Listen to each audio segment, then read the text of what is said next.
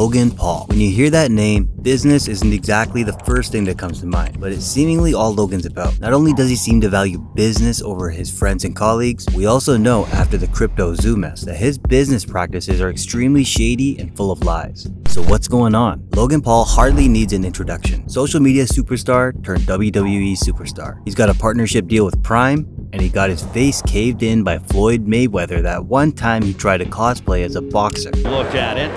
Boom, right there on the jaw. The only reason Logan didn't lose that match was because his contract didn't allow it. Regardless, ever since then, Logan Paul has found more success in the WWE as a pro wrestler. He holds the United States Championship after having defended it at WrestleMania and is the longest current title holder in the entire division. Logan Paul, top rope, frog splash, cover, Paul retains. But Logan's career started out as a content creator on YouTube, and that's what we're going to be focusing on today. Logan Paul over the years has grown a reputation of being insufferably arrogant and selfish, leading to all work environments he's part of to be downright toxic.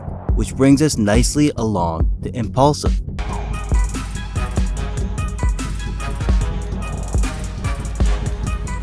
Impulsive, hosted by Logan, Mike, and a third party, is a high-production podcast show where Logan talks about lifestyle.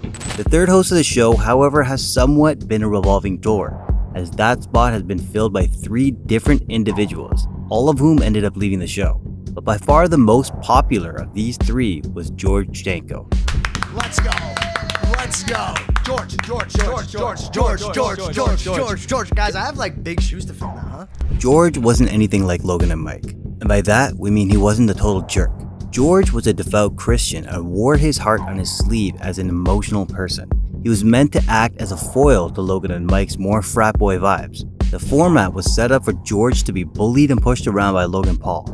And that's exactly what happened. Logan even made fun of George's faith on multiple occasions. One that really hurt me is you told me I need a therapist because I believe in Jesus. That one hurt me. No, I didn't. I said you need a therapist because Jesus isn't quite doing it for you, which is true. No, you didn't. And I don't want to stand down. No, you didn't. You think I said you need a therapist because you believe in Jesus? I checked you. I said, what did you just say to me?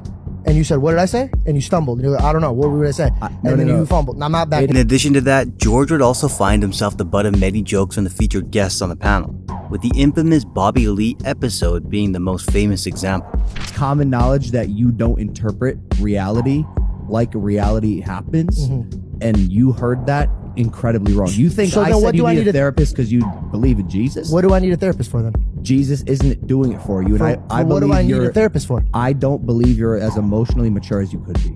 Then what do I need Jesus for? I mean, what do I need a therapist for? To get you to level up. In what? Yourself. In what category? So when you think George needs a therapist, what category am I following? Emotional intelligence. George regularly got bullied on the show, not just by the guests, but also by his supposed best friends. And soon we'll even find out that George was being dealt an even worse hand than that. However, this was just the beginning of the end of their friendship, and soon George would break away from the show cleanly and fully commit to his own show. And this is where it all starts to look even worse for Logan. On a recent episode of the George Janko Show, George talked to his former co-host Mike, and in that conversation, George would expose just how toxic a person Logan really was. We got to a point. Fault. No, first of all, I didn't say it was your fault. George starts off by revealing that Impulsive edited the Bobby Lee episode to make him look like he got upset over a simple joke. Mike even confirms that this is the case. But did they not cut shit that you should have stood up for me and said, hey, you can't cut that shit? That's gonna make him look like an idiot for leaving. Okay, let's slow down, and I'll answer that. We have always cut. This is all healthy, by the way. We have always cut. Start crying. No. Which by the way would be healthy. We have numerous times on the show, which I'm sure a number of shows do, cut things that we believe will protect the integrity or reputation of the guest. That protected nobody but him. No, of the guest. That's what I'm trying. Well, what about the guy that you break bread with, bro? So Mike basically admits that the episode was edited and cut to protect the image of Bobby Lee, disregarding how bad it made George look. Not only that, but George also reveals that he was being assaulted all throughout the episode, and once again, Mike doesn't deny it.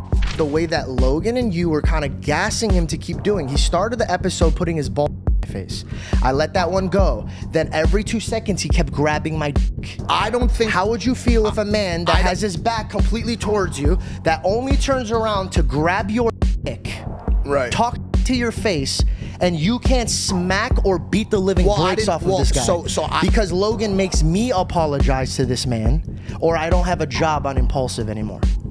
How crazy is that? I don't think I understood. It becomes increasingly clear that Logan Paul doesn't treat George as an equal when he reveals that Mike and Logan shot 3 episodes of Impulsive on George's birthday, obviously pushing him aside and making him feel less important to the show. My birthday, you guys shot 3 episodes, so I couldn't show up. I just think on my 30th birthday, you shot 3 episodes. I think that's crazy. It was on the calendar for months. I think by the time we got there was so much like confusion and disarray in the podcast that there was no coming back.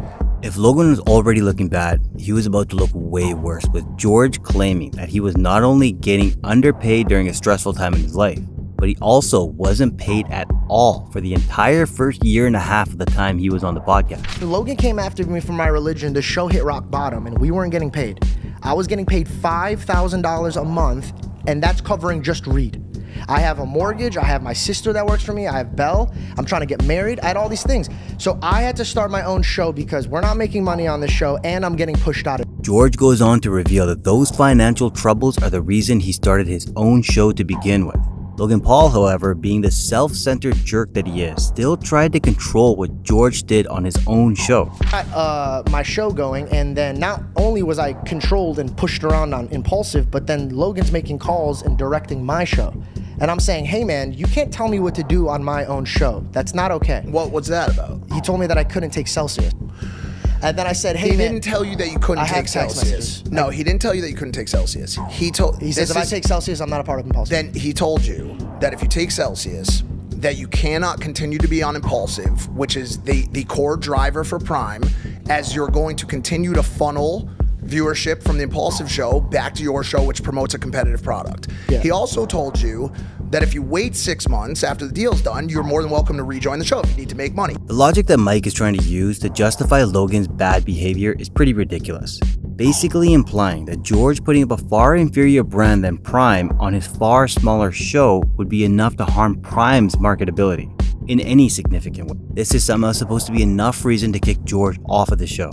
Not to mention, Logan was being difficult about the issue, while bragging about the money that he was making off the Prime deal alone.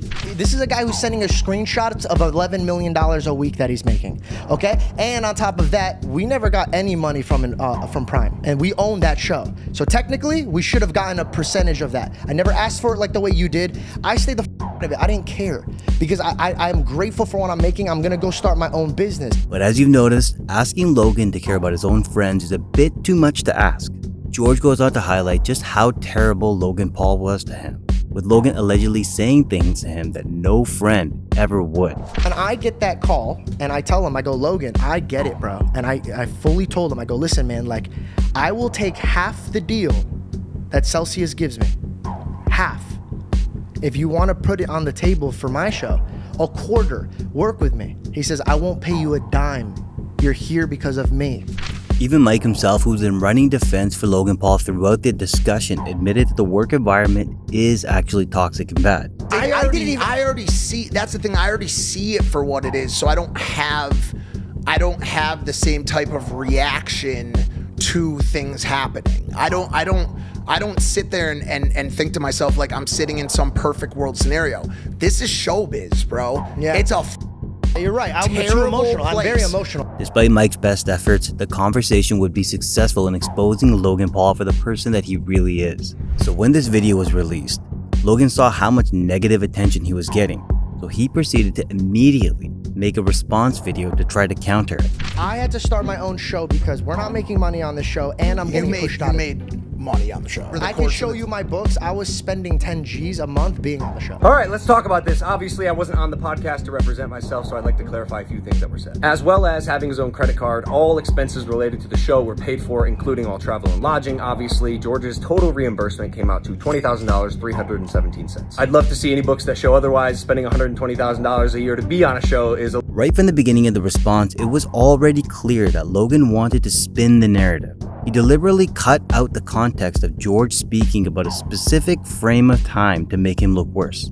And if it wasn't obvious yet that Logan was trying to deceive his audience, it would be after this. Hit rock bottom and we weren't getting paid. I was getting paid $5,000 a month. But you did make a sizable amount of money on the show. And by the way, always grateful.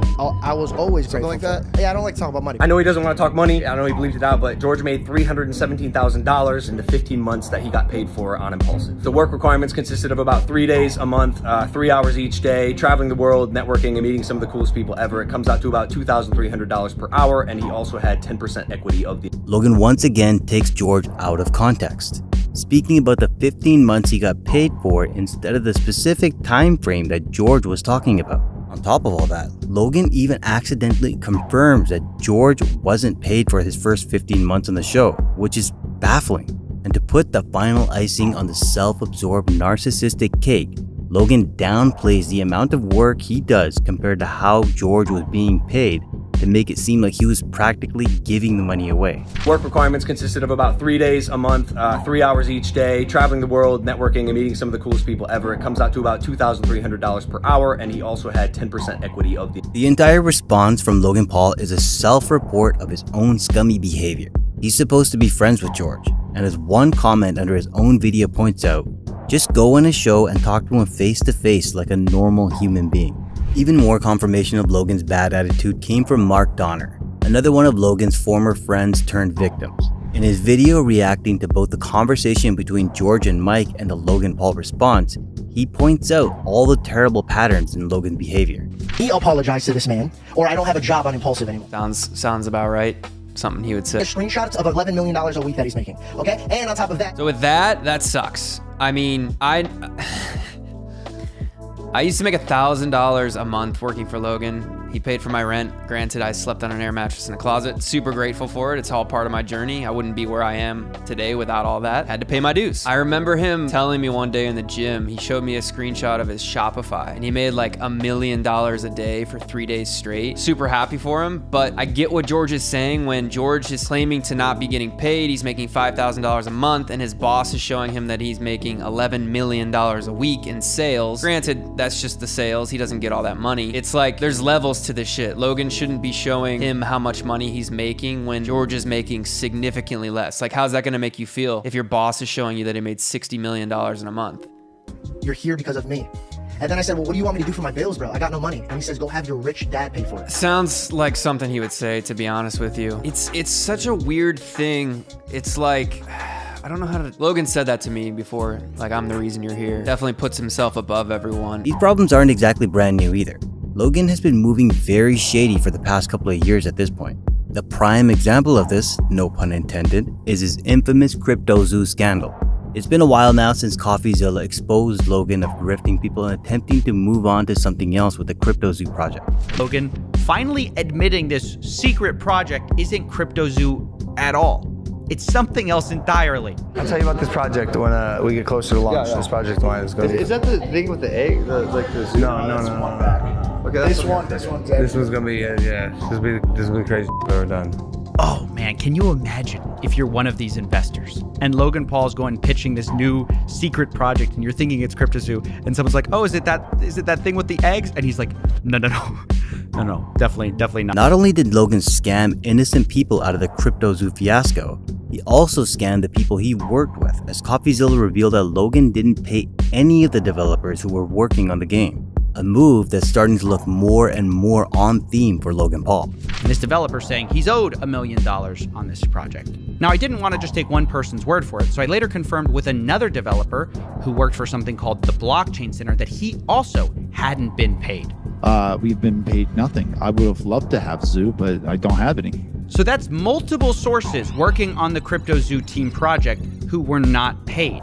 And as if that wasn't quite ugly enough, Since Logan got exposed, he's promised to refund about $1.3 million worth of the investment, which would be a good thing if 1. The $1.3 million was even remotely close to what the investors lost on CryptoZoo, and 2. If he had actually refunded a single cent of that money at all. Remember, there were two parts to CryptoZoo, the Zoo tokens and egg NFTs. Now, the tokens were the vast amount of damages that were actually caused, while the NFT sales were much lower. Logan conveniently wants to refund this much smaller part of his game, the NFTs, while pretending that these Zoo tokens were never a real part, they were just gambling.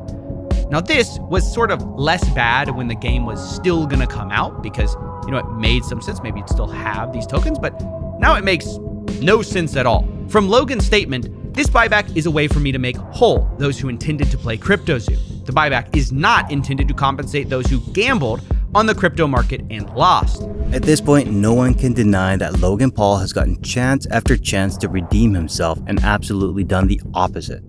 He's become an expert in using his large platform to con people and spin any narrative that he wants for personal gain. There's no end to his selfishness.